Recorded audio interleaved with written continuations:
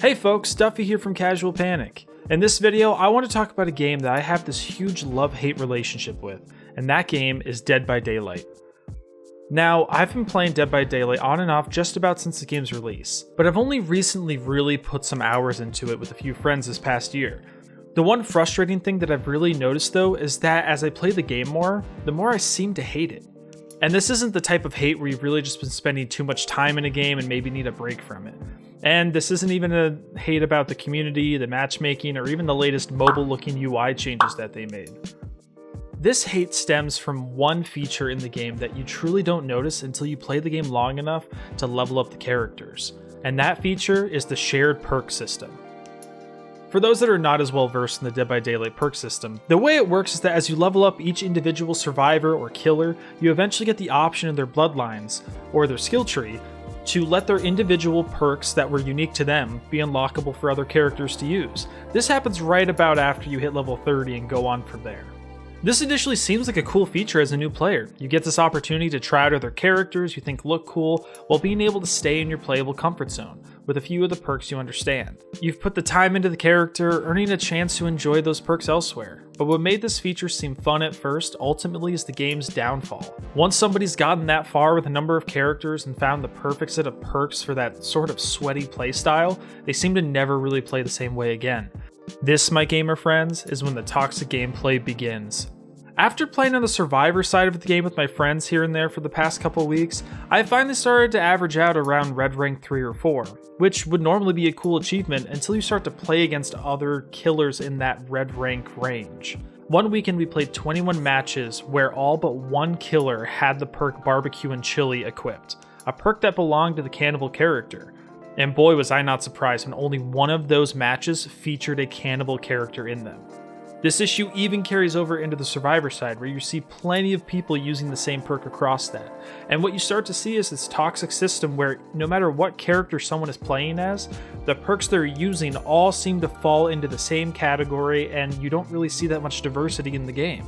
This is where you start to see issues where when you're playing the game and you want to figure out who you're up against or what your teammates are capable of, you really don't have any idea what's going on, because now all these characters that are supposed to be unique and have their own individual skill set are essentially all using the same perks here and there.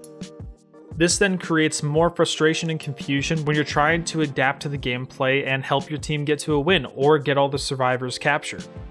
But the real question is, how do we fix this perk issue? Well, it's actually quite simple. Just remove the feature that makes the perk shareable. Hey! Get out of my house, fucker. Get out of here. Get him out of here. Get out! Get out of here. Get out! Get out of here. Get out of here! Get the hell out of here! Get out! Now get the fuck out! By locking perks to their respective characters, each role is now then specialized and actually makes sense when choosing a character for specific reasons. You then get this sort of system that creates that level of skills so that playing certain characters makes sense. The positives is that in the long run, the developers would then see who's being used too much or too little and then nerf and buff them accordingly, creating a more diverse and evened out playing field for all the characters.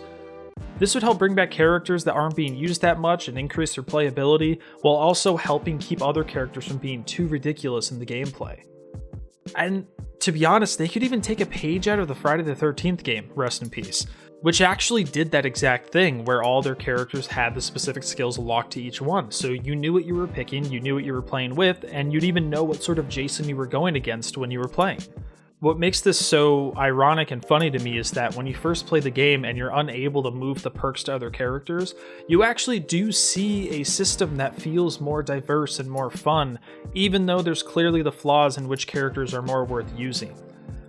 But that's where I think by locking these perks, you get that opportunity for the devs to correct certain characters and make it more fun to play as them. Now, I may be acting hopeful here, but I also kind of think that by adding this diversity and kind of evening out the players might actually see the community act differently too. Because right now, when you look at the endgame chats after a round or anything like that, you really see people just getting angry at each other because of the perks you're using. I'm not even gonna lie, that's the one thing I probably trash talk about when I do type in a game. And you know, I'm not proud of it, but I do it. I'll own up to that. But I truly only get salty about this because I always see the same perks being used, as if nobody has the ability to try something different and try a different playstyle. And when you do see it, it's really impressive when they pull it off. What I find to be the most toxic thing about the way the gameplay works is the fact that the devs haven't done anything about it, because it's something that is so easily fixable and only makes sense from a gameplay perspective if they actually want to see the less used players actually get used effectively and more.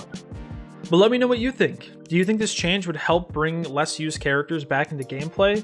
Do you think it'll actually bring some diversity into the game? Or do you think I'm just talking like a madman who just has too much time on his hands? Either way, that's probably true anyways.